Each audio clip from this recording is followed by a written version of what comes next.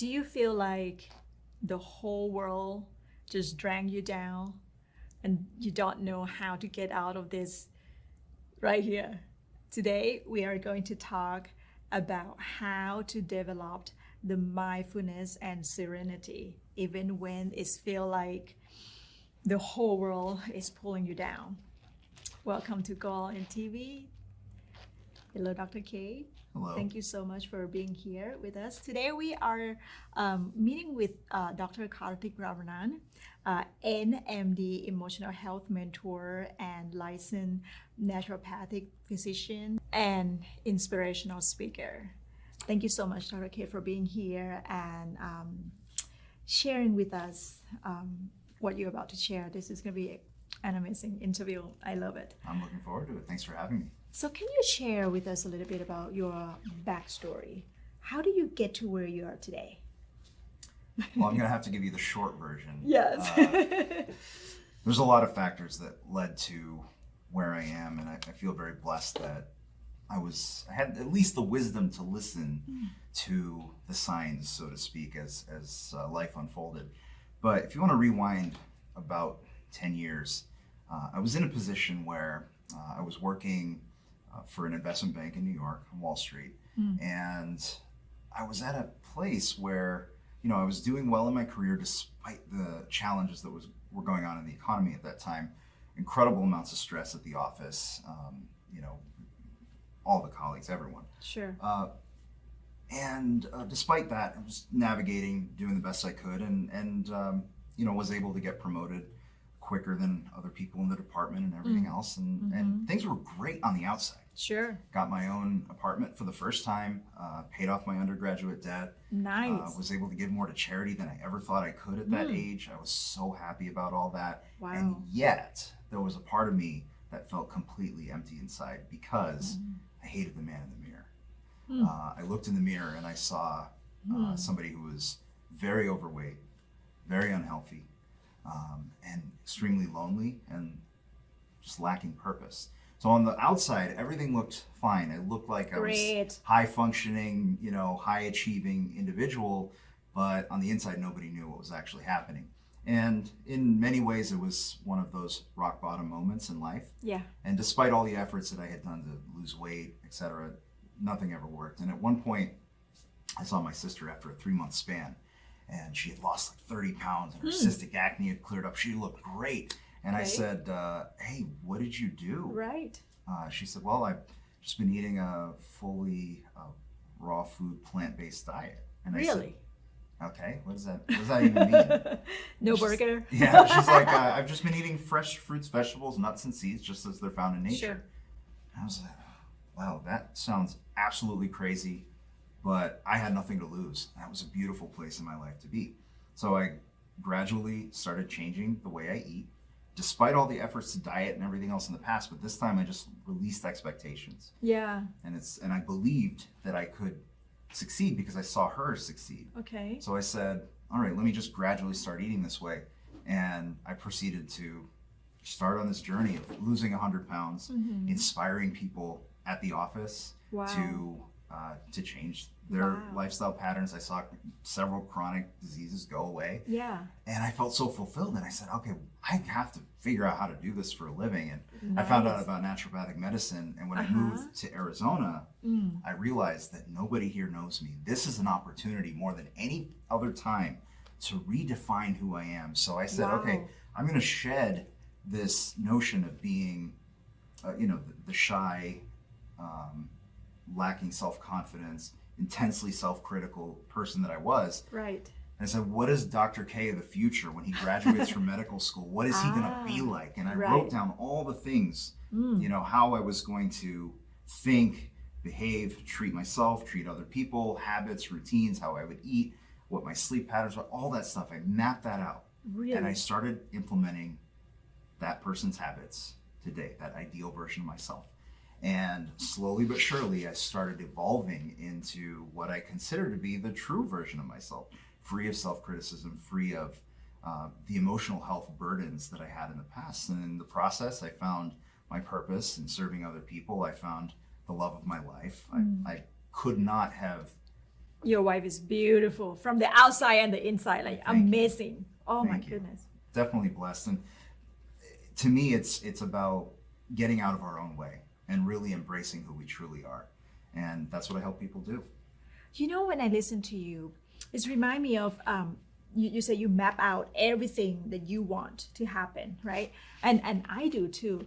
I actually put in my closet and I wrote the sentence and it said, what do I need to become, right, to achieve what I want? Because it's not like you want to you want $5 million in your bank account, you want business to be successful, but then you still keep doing what you do. Right. You need to become something different, Yes. right?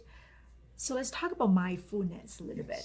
What is mindfulness in your own experience, in your own term, in your own research?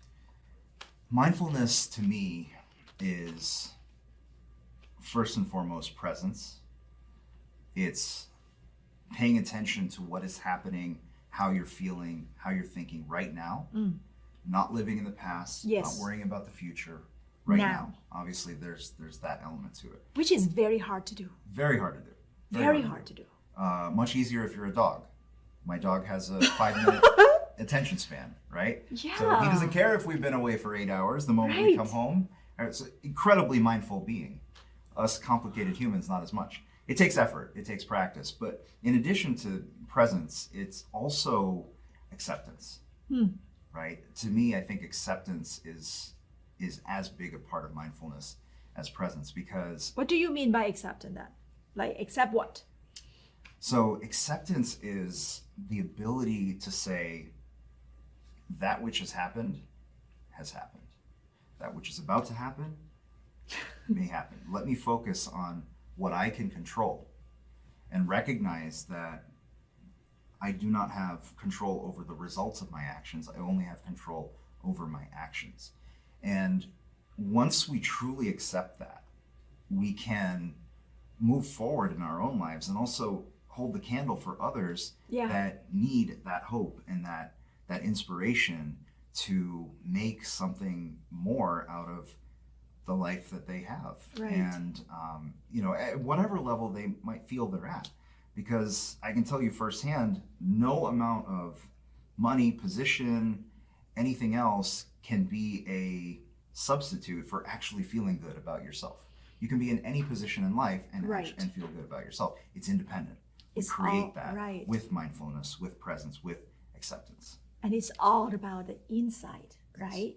I mean, you share that when you have that promotion, you were in New York, you have successful career, but you hate the man in the mirror. Yeah. That's hurt my feeling, Oh my goodness.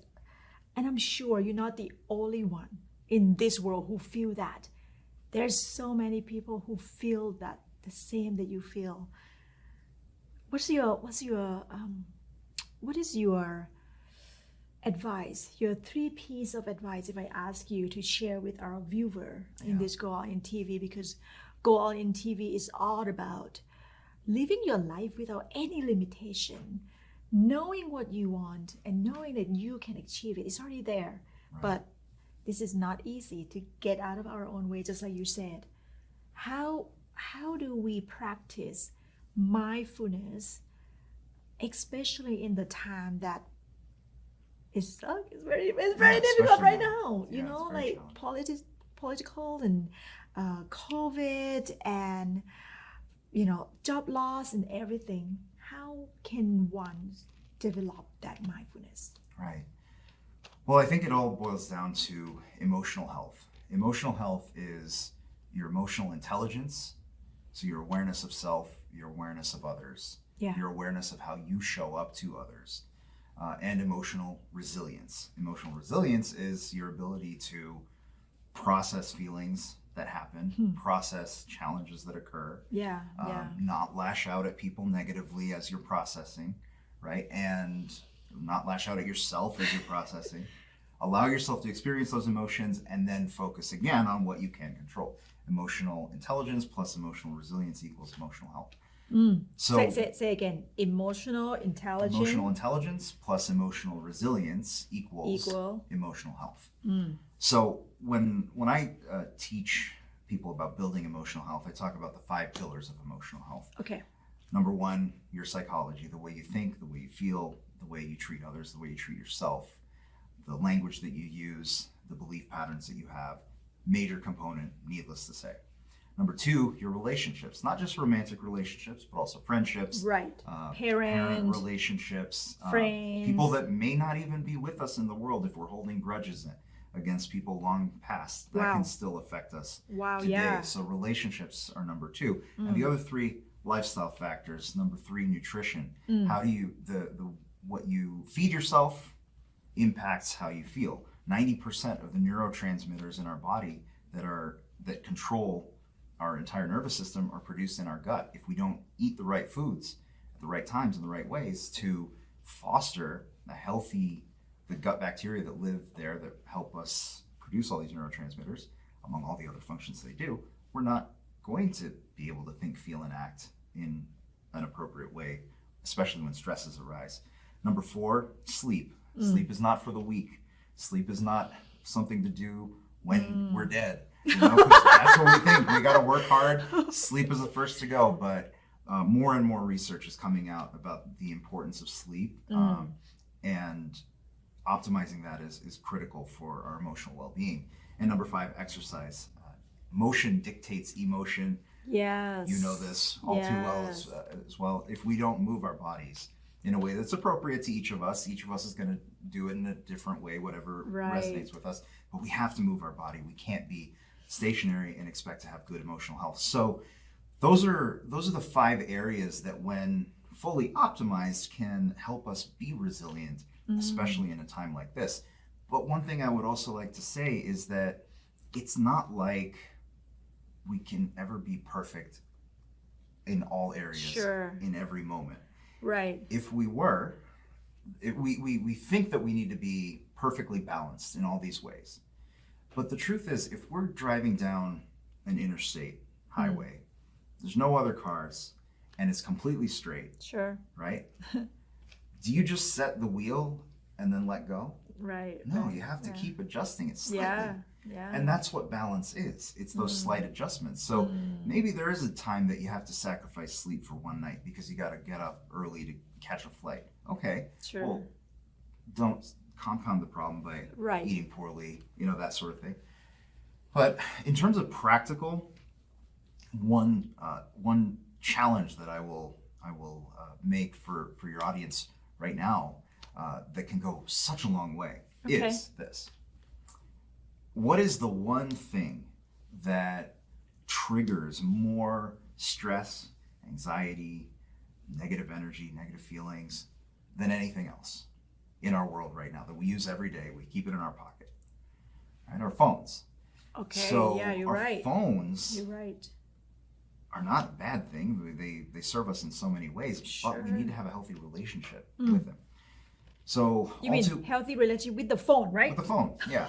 So for instance, love this. What do most of us do? We're like, set the alarm on the phone. We put it at our nightstand. We go to sleep, right? So what's happening before bed? We're looking at our phone. Again. Blue light, and again, all these other things. It's not about you. It's about like checking on other people's feet, right? Yeah, everybody else's. Every notification you get gives you a dopamine hit. So we're constantly stimulated. And kids saw that. Yeah, and then they watch and learn, right? That's what we do as kids. We watch and learn. Yeah. So then we're staring at that phone in the dark, and then we put it on our nightstand. And then what happens? In the middle of the night, you got to go to the bathroom. So you get up, go to the bathroom, you come back. Is anyone message me? What do you do? Yeah, like, did I get a text message? Yeah, right. While I was sleeping, right? And then you look at it, and then you can't fall asleep for another half hour. It's a pattern. And then what happens when you wake up? The phone rings, the alarm rings. You snooze it or turn it off. Right. And what do? You lay in bed and you look at it. Yeah. Get out of bed in a few minutes. And this is what's happened. At the end of the day, you have put all of other people's thoughts in your head. Right. You're processing them as you sleep. And then when you wake up, you're letting the outside world in before you even have control of your day. So what you do instead, here's the challenge. Take your phone, put it in another room at night, right? And that could be uncomfortable at first. It was for me. Definitely was for me. Right? You put it in another room, and then in the morning, you get up, you brush your teeth, you do your routine, and this is the time to do your morning routine. Right. So maybe it's spend 15 minutes out in the sun while you drink your cup of coffee. Maybe it's journaling. Maybe it's meditation. Right. Maybe it's a yoga routine. Right. Breathing. Whatever. Yeah. Breathing, mindfulness, whatever practice you have that you've always wanted to do, day planning, do all of that first before you let the outside world into your head. I promise you, within a week, you will be more mindful. Right? Yeah. You will feel so much better, and you'll feel more in control of your day because if you are more in control of your actions in the morning, you'll be better off for the rest of the day. You know, I accept. Last week, I took my kids to the playground, and I forgot my phone. Like, I took my kids to the playground, I forgot my phone, and I was so afraid that, what's gonna happen? But it's only like an hour in the playground.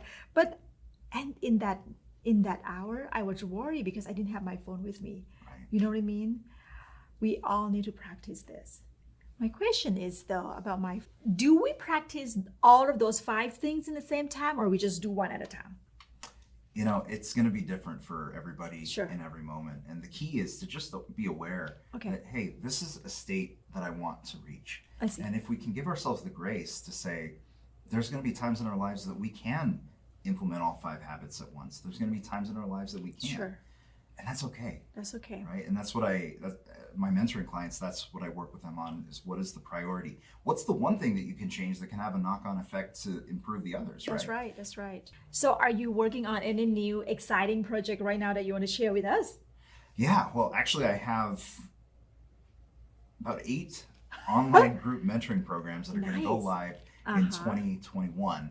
Okay. So to be in the loop on what's going on there, you definitely want to get on my email list. If you go to my website, drkarthikramanan.com, which we'll link to with this video, you can sign up for my email list there and you can keep up to date. Or if you're interested in working with me as a one-to-one emotional health mentorship client, then that is something that I do as well. I have limited spots for that. Awesome.